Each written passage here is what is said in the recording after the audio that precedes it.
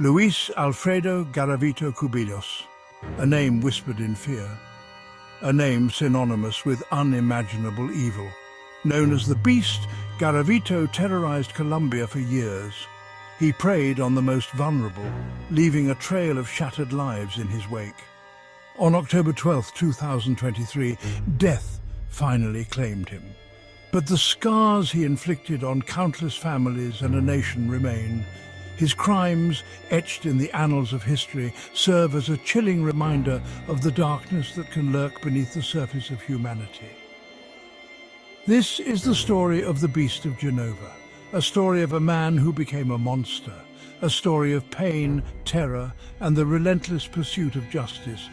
It is a journey into the darkest corners of the human psyche, where childhood trauma can twist a soul into something monstrous. This is not a story for the faint of heart. It is a stark reminder of the capacity for evil that exists within our world. Born in 1957, Garavito's early life was a breeding ground for darkness. His childhood, spent in Genova, Colombia, was far from idyllic. Abuse was a constant companion. Physical, emotional, and, most disturbingly, sexual abuse at the hands of those meant to protect him left him scarred. These early traumas festered, planting the seeds of rage and deviance. He grew up witnessing violence, poverty, and despair. His young mind, warped by the horrors he endured, began to blur the lines between love and pain, affection and brutality. This toxic cocktail of abuse and neglect twisted his psyche, turning him into a ticking time bomb. As he grew older, his inner turmoil manifested in acts of cruelty towards animals, a chilling foreshadowing of the horrors to come. The boy, who had been denied love and compassion, was transforming into a monster. By the early 1990s, Garavito's internal demons fully manifested.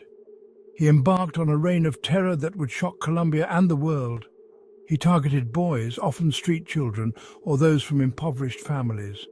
Vulnerable and easily manipulated, they became his prey. His methods were calculated and cold-blooded, each step designed to maximize his victims' suffering and ensure his escape.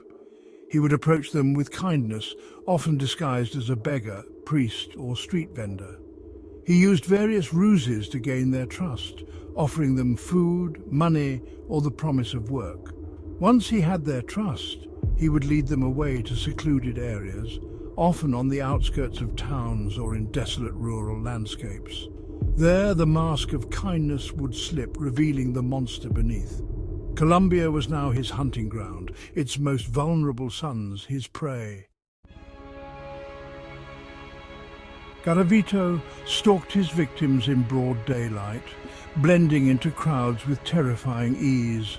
Streets, bustling markets, and festive celebrations became his hunting grounds. He would observe, patiently waiting for the opportune moment to snatch his victims. He was a master manipulator, using toys, games, and promises of adventure to lure boys away from safety. He often targeted children who were separated from their families or guardians, exploiting their vulnerability and desperation. Festivals and carnivals, with their chaotic atmosphere and large crowds, provided the perfect cover for his abductions. He moved from town to town, leaving a trail of missing children and shattered families in his wake. His reign of terror cast a long shadow over Colombia, instilling fear in the hearts of parents and children alike. As the body count grew, so did the pressure on Colombian authorities. The nation was on edge, gripped by fear and uncertainty. The lack of a clear pattern in Garavito's crimes made him even more elusive. He moved across different regions, targeting boys from various backgrounds, leaving few clues behind. The media dubbed him the Beast, a moniker that reflected the brutality of his crimes and the terror he inspired. However, with each crime scene, investigators painstakingly collected evidence. Bits of clothing, cigarette butts and empty liquor bottles, silent witnesses to the horrors that had transpired. They began to piece together a profile of the killer, a man who was as cunning as he was cruel. The investigation intensified, with authorities from different regions joining forces to hunt down the elusive predator. After years of relentless pursuit, a breakthrough came in April 1999. Garavito, attempting to abduct another victim, was apprehended by a vigilant street vendor.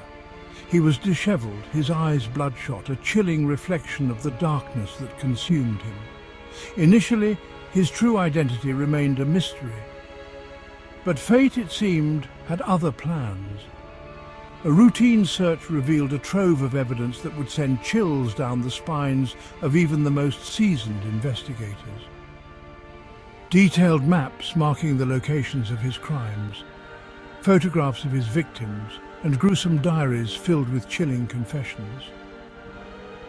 The beast was unmasked. The evidence was overwhelming. Confronted with the sheer volume of evidence against him, Garavito confessed to the murders of 147 boys. The true extent of his depravity was finally revealed. The impact of Garavito's crimes on Colombia was profound and long-lasting. Families were torn apart, their grief compounded by the horrific nature of his crimes and the knowledge that their loved ones had suffered unimaginable pain. The nation grappled with a collective trauma, the innocence of childhood shattered by the realization that monsters could walk among them. The Colombian government faced harsh criticism for its handling of the investigation, with many believing that corruption and incompetence allowed Garavito to evade justice for so long. The case exposed the vulnerabilities of a society grappling with poverty, inequality and violence. It highlighted the need for greater child protection measures and a more robust justice system. Garavito was sentenced to 1,853 years in prison, the maximum sentence allowed under Colombian law at the time. His crimes, deemed too heinous for parole, ensured he would spend the rest of his days behind bars. While incarcerated, he expressed remorse for his actions, claiming he was possessed by an evil force. However, many dismissed his apologies as a desperate attempt to minimize his responsibility. In 2021, Garavito was diagnosed with leukemia. His health deteriorated rapidly, and he spent his final years in a prison hospital, his body ravaged by disease.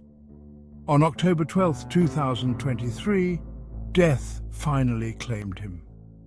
The news of his passing was met with mixed emotions.